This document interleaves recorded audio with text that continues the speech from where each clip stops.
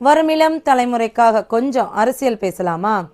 சட்டசபையில் ஆளே இல்லாத கடைக்கு யாருக்கு அண்ணே டீ ஆத்துறாரு அப்படிங்கிற மாதிரி எதிர்க்கட்சி தலைவர் எந்திரிச்சு போனதுக்கப்புறம் சபாநாயகர்கிட்ட கேட்டு நான் அந்த ஆக்ஷனை செய்யவான்னு கேட்குறதும் அவர் உடனே ஆக்ஷன்னு சொல்லி நீங்கள் ஒரு ஆக்ஷன் பண்ணீங்களே, நான் கூட என்னடா இவங்க லைவை பார்த்து தெரிஞ்சுக்கட்டும்னு பண்ணுறாரோ அப்படின்னு நான் நினச்சேன். ஆனால் அது இல்லை உண்மை. எப்போ உங்கள் ஜனநாயகப்பட டைட்டிலில் நீங்கள் செஞ்ச ஆக்ஷன் வந்துச்சோ அதிலே தெரிஞ்சிருச்சு. அப்போ எங்கள் அண்ணே உதயநிதி அண்ணே சொன்னது கரெக்டு தான். ஸ்பீக்கர் அனுமதி வாங்கி ஆக்ஷன் பண்ணலாமான்னு கேட்குறாரு. ஸ்பீக்கர் ஆக்ஷன் அப்படின்றாரு. இனிமேல் முதலமைச்சர் இங்கே ஃபுல் கேரவேன்லாம் வந்துடும் நினைக்கிறேன். கேரவேனு, மேக்கப்பு, ஸ்டண்ட் மாஸ்டர் எல்லாம் வந்துருவாங்கன்னு நினைக்கிறேன். சட்டமன்றத்தை கிட்டத்தட்ட ஒரு ஷூட்டிங் ஸ்பாட்டாக மாற்றிட்டு இருக்காங்க.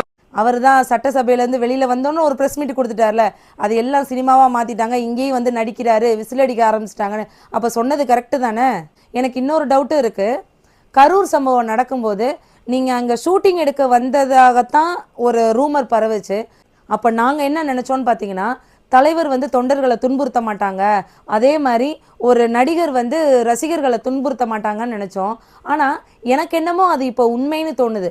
அப்போ நீங்கள் உண்மைக்குமே கரூரில் நீங்கள் லேட்டாக வந்ததுக்கு காரணம் கூட்டம் சேரட்டும், நம்ம ஜனநாயக படத்துக்காக அதில் ஒரு ஷூட்டிங் எடுக்கணுங்கிறதுக்காக தான் நீங்கள் வந்தீங்களா?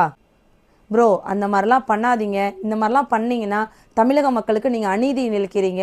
தயவு செஞ்சு அரசியல் பண்ணுங்கள். சினிமா உலகத்தை விட்டு வெளியில் அரசியல் பழகுங்க. நன்றி.